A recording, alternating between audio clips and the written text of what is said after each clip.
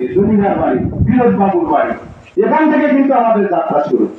এই যে গ্রামের এখানে যে চৌধুরী পুকুর আছে, এই চৌধুরী পুকুর এবং গ্রামের মাছ পাওয়া যায়, উত্তর দেশের মানুষ হাজার হাজার মানুষ এই গ্রামে মাছ মারতে ছিল। হান সরকারের নেতৃত্বে এই গ্রামের হান প্রামাণিক ছিল মাত্র 5-7 জন মানুষ।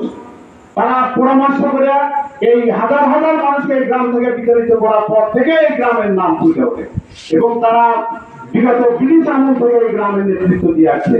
আর তারা সেই নেতৃত্ব থেকেই কিন্তু পরবর্তী জেনারেশন গাজী আমজাদ হোসেন মিলন, গাজী আব্দুল সোবহান, ওই আকবর ভাই সহ পরবর্তীতে আমাদের হরিপুর আমার চেয়ারম্যান, তিনি ছিলেন আমাদের মাগুরা 4 নম্বর ইউনিয়নের মধ্যে।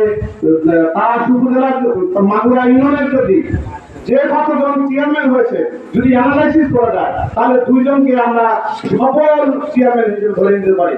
একজন হল সরকার আব্দুল জলিল, আর একজন হচ্ছেন হাবিবুর রহমান হাবিব। আপনারা দেখেছেন তার চলাফেরার গতি কেমন ছিল। মাগুরা গ্রাম আসলে নেতৃবৃন্দের গ্রাম। এই গ্রামের মাটি নেতার মাটি। আমাকে 2 দিন আগে একজন জিজ্ঞাসা করছে, আপনারা